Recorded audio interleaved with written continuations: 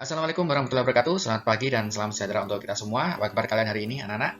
Saya berharap kalian masih dalam keadaan sehat dan tetap semangat dalam belajar tentunya ya. Baik, pada kesempatan kali ini kita akan melanjutkan. Kalau kemarin kita telah mempelajari perpangkatan, maka kali ini kita akan mempelajari bentuk akar. Baik, mari kita simak penjelasannya.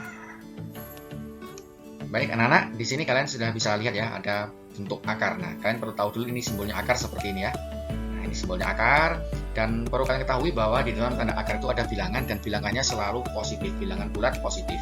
Tidak boleh bilangan bulat negatif. Sehingga kalau misalkan ada akar kok di dalamnya itu ada bilangan negatif, maka hasilnya imajiner atau tidak ada ya hasil dari perpangkatan dari bilangan bulat negatif, sehingga tidak diperbolehkan. Maka yang ada di dalam sini, di dalam tanda akar hanya bilangan bulat positif saja.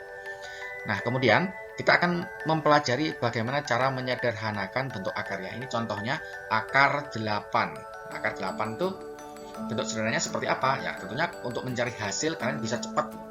Tinggal ketik di kalkulator ya, nanti akan ketemu hasilnya. Tapi hasilnya dalam bentuk desimal ya. Jadi konsepnya kalau kita tidak menggunakan kalkulator, kita bisa menyederhanakan bentuk akar ini.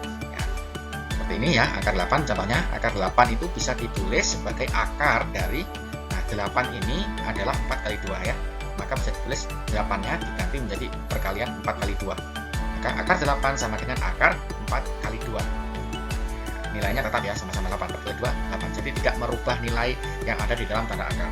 Setelah itu, karena di dalam tanda akar ini ada perkalian, maka bisa diuraikan, dituliskan secara terpisah. Akar 4 kali 2 itu bisa ditulis akar 4 dikali akar 2 ya, jadi bisa dipisah yang ada di dalam tanda akar jika di dalamnya merupakan ada perkalian ya. Kalau misalkan penjumlahan 4 tambah 2 tidak boleh dipisah seperti ini ya, khusus untuk operasi perkalian saja maka bisa dipisah. Nah, akar 4 kali akar 2 kemudian sama dengan, nah kita bisa cari untuk akar 4 ini hasilnya 2 ya, terus akar 2 nya maka tetap ya. Jadi yang bisa dikeluarkan atau ditulis hasilnya itu bilangan kuadrat. 4 ini bilangan kuadrat ya, dari 2 pangkat 2 atau 2 kali 2. 2 kali 2 sama dengan 4 ya, itu bilangan kuadrat. Jadi 4 ini adalah bilangan kuadrat, sehingga akar dari 4 sama dengan 2 ya. Kalau 2 ini yang di dalam tanda akar dia bukan bilangan kuadrat, sehingga dibiarkan saja akar 2, sehingga hasilnya 2 kali akar 2 bisa ditulis juga 2 akar 2, dihilangkan tanda kalinya. Kalinya berupa titik atau tidak ditulis sama sekali, ini artinya kali ya. 2 akar 2 ini artinya 2 kali akar 2 ya. Jadi kalian harus ingat dulu bilangan kuadrat ya. Bilangan kuadrat itu contohnya kayak 3 kuadrat, berarti artinya 3 kali 3 sama dengan 9. Jadi kalau ada akar 9 itu sama dengan 3 ya hasilnya. Kemudian contoh lagi, misalkan 4 kuadrat atau 4 pangkat 2, itu artinya 4 kali 4 sama dengan 16, sehingga 16 ini disebut bilangan kuadrat. Maka kalau kita cari akar dari 16 itu hasilnya 4. Contoh yang lagi, misalkan 25. Nah, 25 ini adalah bilangan kuadrat. Karena apa? Karena 5 kali 5 sama dengan 25. Sehingga kalau misalkan kita akan cari akar 25, itu hasilnya adalah 5. Contoh lain, misalkan 81 ya. 81 itu adalah bilangan kuadrat. Karena apa? Karena 9 kali 9 sama dengan 81, atau 9 kuadrat sama dengan 81. Sehingga kalau kita mau mencari nilai dari akar 81, maka hasilnya sama dengan 9 ya. Jadi kalian harus hafal bilangan kuadrat ya, minimal 1 sampai 20 lah. 1 kuadrat berapa, 2 kuadrat berapa, 3 kuadrat berapa, sampai nanti 9 kuadrat berapa, 10 kuadrat, 11 kuadrat, 13 kuadrat, 15 kuadrat, 20 kuadrat. Nah, seperti itu, supaya nanti untuk mempermudahkan kalian menghitung atau menyederhanakan bentuk akar. Nah, oke, kita lanjut ke contoh yang lain, akar 45.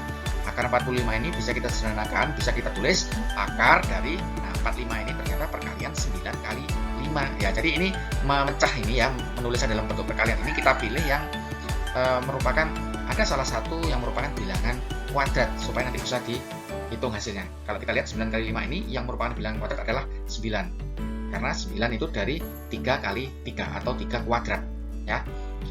Lalu kita lanjutkan, akar dari 9 kali 5, maka karena di dalamnya ada tanda perkalian maka bisa dipisah ya, dipisah, ditulis secara terpisah, akar 9 dikali akar 5. Setelah itu akar 9 nya kita bisa cari atau kita tulis hasilnya, yaitu ketemu 3. Akar 5 nya tetap tulis akar 5 karena 5 bukan bilangan kuadrat ya, sehingga hasilnya 3 akar 5. Nah, ini bentuk sederhana dari akar 45. Nilainya sama ya, atau dalam matematika disebut ekuivalen ya. Ekuivalen itu sama, akar 45 ini sama aja dengan 3 akar 5. Akar 8 ini sama aja nilainya dengan 2 akar 2 gitu ya. Oke, untuk contoh yang ketiga, akar 0,25. Nah, di sini pecahan ya, enggak apa-apa. Sorry, maksudnya desimal. Jadi bilangan desimal ini enggak apa-apa selama dia positif, bilangan positif. Nah, 0,25 ini karena dia bilangan desimal, kita rubah dulu menjadi pecahan. Ya, 0,25 berarti kalau dirubah menjadi pecahan menjadi 25/100 ya.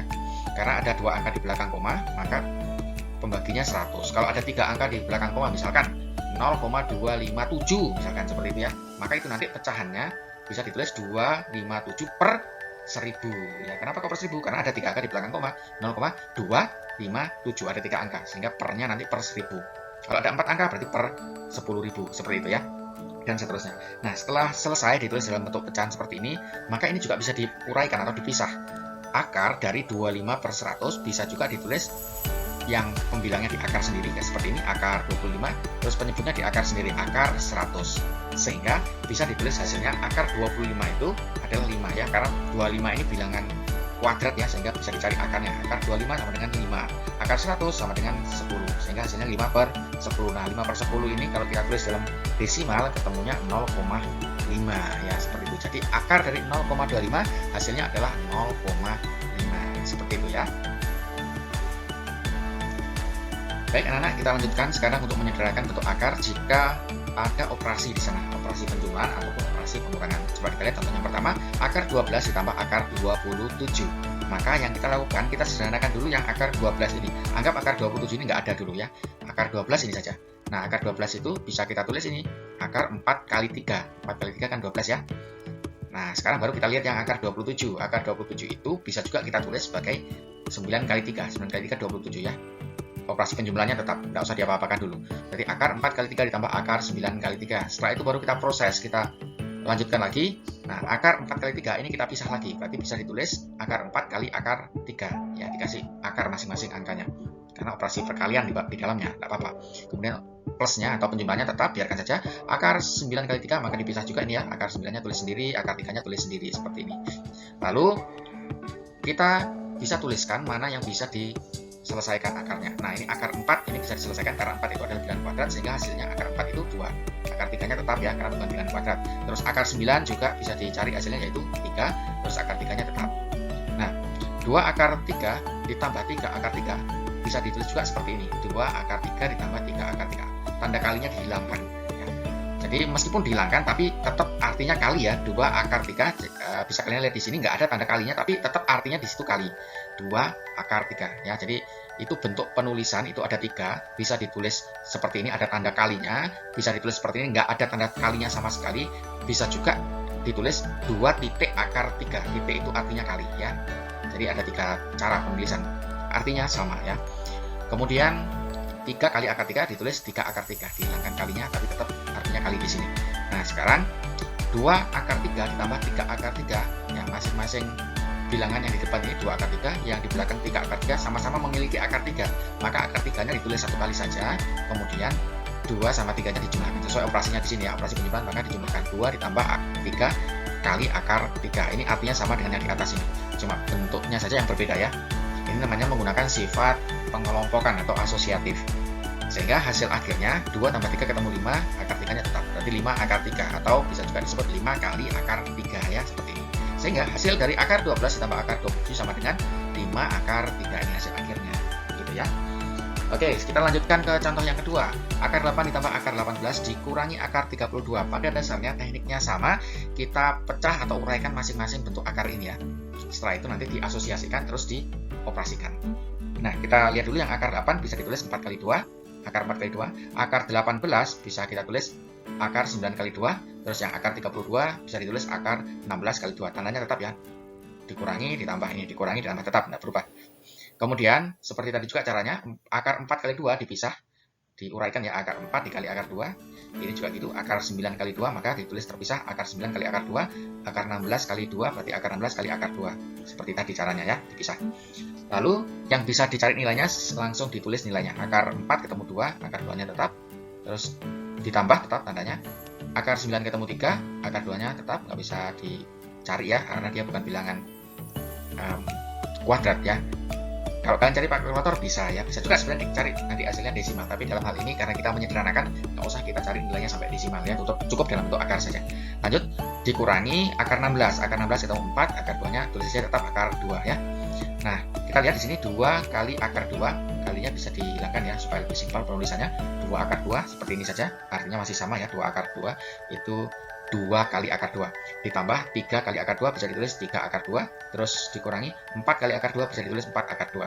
Nah, dengan cara yang sama sekarang kita menggunakan sifat asosiatif atau pengelompokan, karena masing-masing bilangan di sini yang dipisahkan tanda operasi penjumlahan ataupun pengurangan mempunyai mempunyai bilangan akar 2 ini ya, 2 akar 2 punya akar 2, 3 akar 2 punya akar 2, 4 akar 2 punya akar 2. Maka akar 2-nya ditulis satu kali saja, kemudian yang di depan-depannya tinggal dikelompokkan, ya diasosiasikan. Jadi yang ditulis dikelompokkan, yang di dalam kurung 2 ditambah 3 dikurangi 4 seperti ini ya. Sehingga hasilnya kita bisa operasikan yang ada di dalam tanda kurung karena semuanya bilangan berat ya. 2 ditambah 3 5, 5 dikurangi 4 1. Sehingga hasilnya 1 kali akar 2 seperti ini ya. Nah, dalam matematika angka 1 itu tidak perlu ditulis ya. 1 kali akar 2 berarti sama aja dengan akar 2, maka cukup ditulis akar 2 saja. Nah, seperti itu penjelasannya ya anak-anak, semoga bisa kalian pahami. Nanti kalau ada yang kurang jelas, bagian mana yang kurang jelas, silahkan ditanyakan. Oke anak-anak, untuk yang selanjutnya, ini ada tugas yang harus kalian kerjakan ya. Latihan dan mencoba ya di sini ya. Berdasarkan penjelasan yang telah saya berikan, coba kalian sederhanakan bentuk-bentuk akar ini. Akar 108, akar 147 dan seterusnya. Ya, ini nanti untuk yang desimal seperti ini kalian bisa rubah dulu bentuk pecahan biasa. Caranya seperti tadi ya. Berarti ini 0,0576 kalau dirubah menjadi pecahan biasa berarti nanti berapa? 576 per ya, kalau di belakang koma ada 4 angka berarti per 10.000 ya nanti ini. Nah, habis itu kalian tinggal lanjutkan seperti tadi caranya. Begitu juga untuk yang nomor 2, ini menyederhanakan lagi ya, sama dengan yang nomor 1 sebenarnya. Ketambahan yang D ini ada operasi penjumlahan dan pengurangan. Caranya juga sama seperti yang saya jelaskan ya. Kalau yang ini 5 akar 3, kalau sudah nggak ada yang dipecah-pecah lagi berarti nggak usah dipecah ya. Kayak ini akar 3 kan sudah bukan bilangan kuadrat ya, berarti sudah tetap saja nggak usah dipecah. Nggak usah dipaksa untuk dipecah karena kalau memang nggak bisa dipecah. Ya, kalau ini 243 ini saya rasa bisa dipecahnya. Ini bilangan kuadrat juga, coba kalian cari berapa itu 243 ya. Kemudian angka 12 ini juga bisa dipecah dulu supaya lebih sederhanakan. Nanti terakhir diasosiasikan terus selesaikan ya, dijumlahkan yang ada di dalam tanda kurung. Oke. Mungkin itu saja untuk penjelasan tugasnya. Nanti kalau ada yang masih kurang jelas atau perlu ditanyakan silahkan ditanyakan ya. Terima kasih.